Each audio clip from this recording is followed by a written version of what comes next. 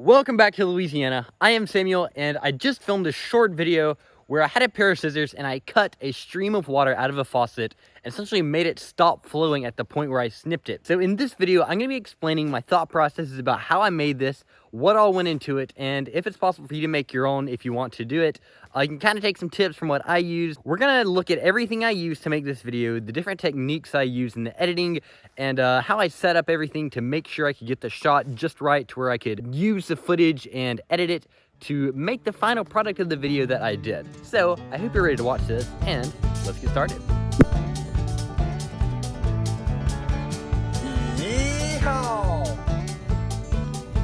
For those of you who haven't seen the video, I'm going to put it up on screen right now so you can watch it play. And what it's going to be is I'm going to have this pair of scissors, I'm going to snip the water, and I'm going to have to use some somewhat simple editing techniques.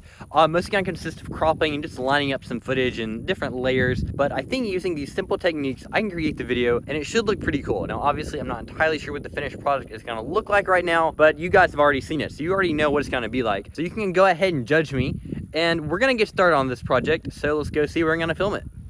So the first step to filming this trick video is figuring out how I'm going to have my camera position.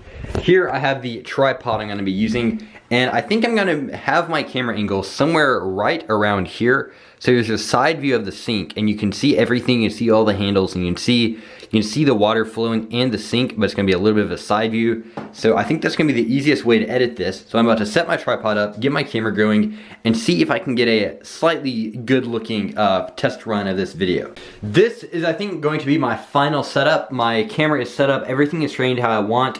I didn't want to be looking straight ahead at the faucet, because if you see that, then everything kind of blends in. So we have this slight side view. I'm going to have the faucet running. I'm just going to go in with the scissors and snip the water, and I'm going to edit it so the water stops below where I snipped it.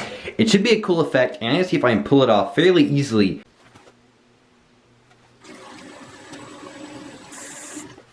My plan for how this is going to work is I have this clip filmed of the faucet with water running out of it.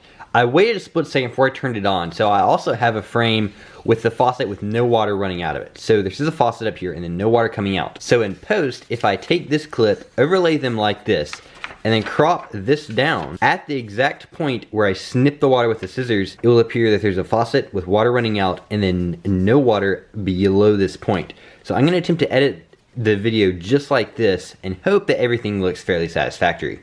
So we have now perfected when I stuck my hand in there, there was a shadow right here where it was visible in the frame. I've now recruited my mom's hand to hold a light shining here, and I've recruited these lights to sit here and hold a light here. So we're gonna film this again and hope it works. Let's see if we can do it perfectly this time. So after a little editing, I have gotten a pretty good finished product, I think. So I ended up having to add in something that I just realized last second. Right after I cut off the stream of water, if this was actually possible, the little bit of water left right around that drain would still be dribbling down. So I had to find a piece of clip where I had water still around there dribbling down, and insert it right here, right after I snip the water off. So we're gonna export this video, we're gonna watch it, see how it looks, and hopefully everything went well. With my softness control, I was able to drag my softness slider up on all the clips where I had overlaid it. You can see I was about 31.3 was the softness I was using. It was a pretty good amount. And as you can see, there's no hard edges or anything that just stands out. So we're gonna export this and hopefully it will all look good. And we now have a final clip. It actually looks pretty decent right there when I snip.